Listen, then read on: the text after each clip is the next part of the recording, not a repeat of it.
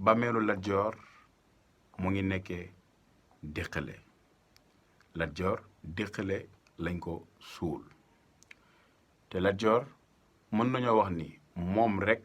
ci dammeel yi muy fanweeri dammeel yi ak ñett moom képp lañ la mën a wax ni Déqale lañ ko suul. wala bu ngeen xamee tamit yeneen dammeel yoo xamante ni suul nañ leen ngeen xam fu mu nekk ngeen wax ma ko. ndax tubaab yi ñoo bind xamal ni jamono yi nga xamante ni dammeel yi ñu ngi fi te ñun man ak sama waajur Mbaye Guèye Sylla yàlla na ko suñu borom taxaw kàttanal ko ba li muy liggéey ci mboor ak ku tedd ki Xaadimu Rasuul mu continuer ko. ànd naa fa ak moom dem ba paale dënd ba nga xamante ni foofu noonu la ñuy doon maanaam fale dammeel yi dem nañ fa waaye duñ la wax mukk ni la fii la ñu denc dammeel bi wala fee lañ ko denc. ndax tubaab yi bind nañ ni bu njëkk dammeel yi ku si mosaana faatu dañ leen daan gëlëmal maanaam dañuy dem defar seen lu mel ni poupée def ko si ay jaag ni leen dañ koy suuli mais duñ leen wax mukk ba tey fan lañ doon suul dammeel yi ndax lan raison ay mystique loolu lañ doon bañ parce que jamono jooju dammeel yi dañoo gëmoon mystique trop la ko dalee ca Amari Ngoone Sobel ma nga xamante ni 40 ans yi nga xam ne toog na ko dammeel sëriñum naar moom moo ko ñaanaloon ngir mu toog falu ba mën a lijjanti Kajoor ba ni mu fi jógee te ñaan ngam ko ñaanaloon nangu na ndax nee na ko di nga toog ba say sët di toog faal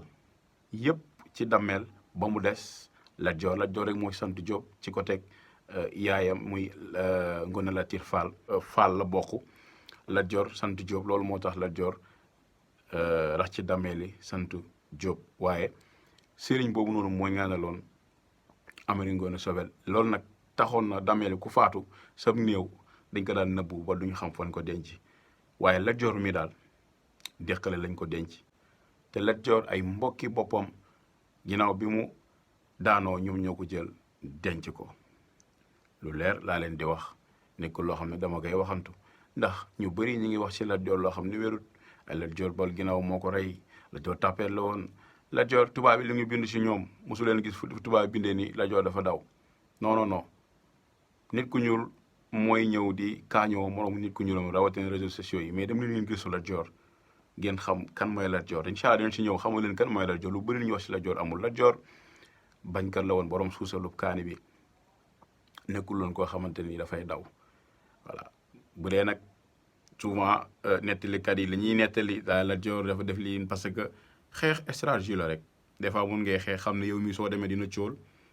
nga dem defari jiwaat waaye Lat Joor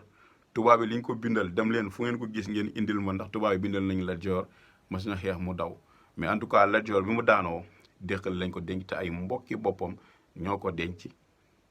ko comme ni ñuy denc ab julit ndax Lat Joor julit la woon ñu bëri dañuy wax naan Lat Joor bi mu demee Saalum Maba Jaxu Ba moom moo ko tuubal. Lat Joor ak Maba Jaxu Ba ñoo bokkoon benn daara bu ñu doon jàngee muy Longoor Mbay foofu la ñu jàngee dinañ si gën a ñëwaat parce que il est temps ñun jeunesse bi ñu xam bu baax li ñu réeroon bëri nañ lu ñu daan nettali li ñuy jàngal si école yi c'est loolu dara amu si. Donc gars yi aimé leen partager like ngir vidéo bu mën dugal rek ngeen mën ko am aussi tamit bu leen fàttee dem sama YouTube Doss ngeen abonné bu ngeen abonné foofu tamit vidéo bu fu mën a dugal di ngeen ko mën a am. gars yi dinañ ñëwaat bu baax a baax ci Lat Joor mais Lat Joor Déqale lañ ko denc ginnaaw bi mu faatoo ay mbokki boppam ñoo ko jël denc ko comme ni ma leen ko expliqué. ci gars yi ci commentaire yi jaa ngeen jëf.